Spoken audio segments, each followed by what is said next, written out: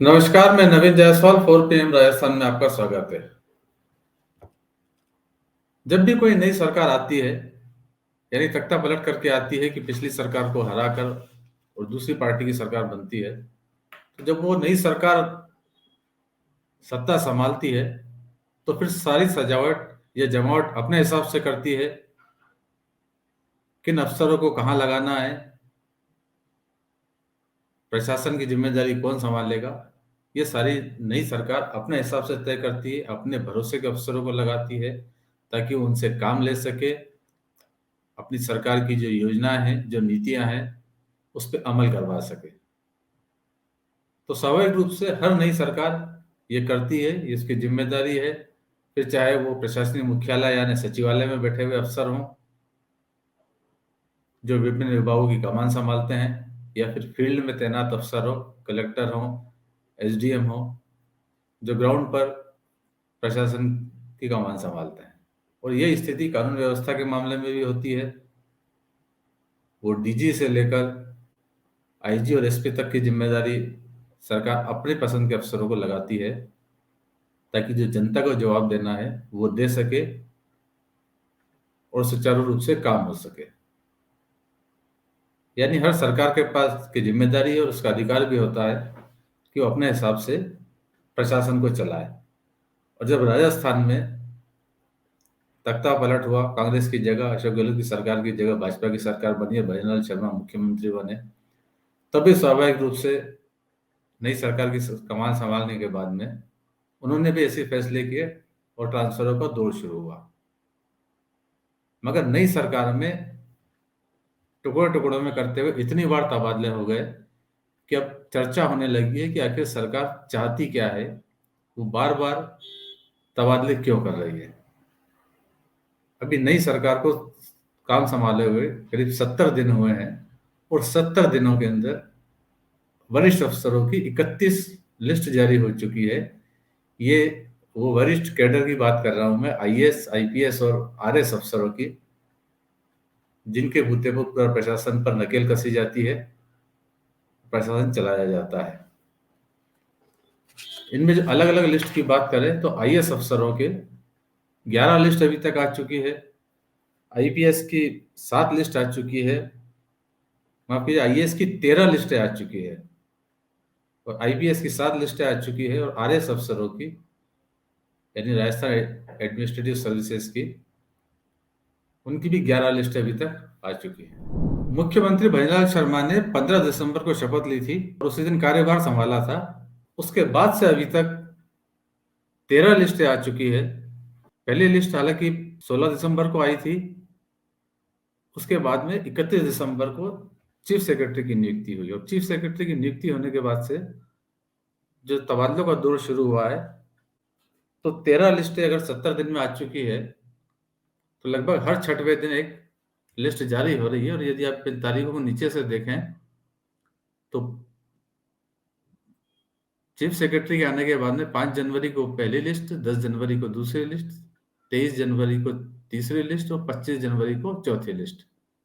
ये 4 लिस्ट जनवरी महीने में हुई है, लेकिन फरवरी महीने के अंदर 7 आर्डर जारी हो चुके हैं आईएएस अफसरों के। 1 फरवरी, 2 फरवरी, 2 फरवरी को 2 आदेश निकले हैं, फिर 4 फरवरी को, फिर 13 फरवरी को, फिर 15 फरवरी को और 22 फरवरी को।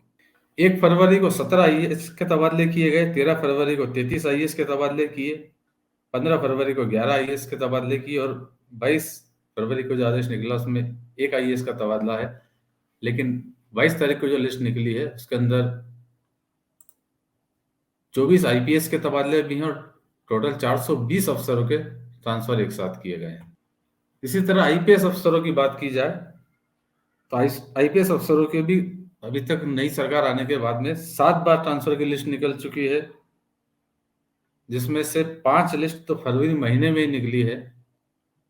23 फरवरी को आईपीएस की लिस्ट निकली, उससे पहले 16 फरवरी को निकली है, 13 फरवरी को निकली है, 10 फरवरी को निकली है, 1 फरवरी।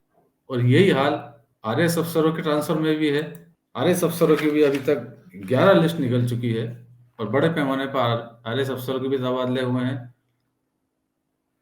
और यदि आप इनके भी लिस्ट की तारीखें देखें तो 22 फरवरी, उससे पहले 11 फरवरी, उससे पहले 9 फरवरी, उससे पहले 2 फरवरी, उससे पहले फिर 2 फरवरी, उससे पहले 23 जनवरी, 16 जनवरी, 5 जनवरी, 25 दिसंबर और 16 दिसंबर और फिर 16 दिसंबर।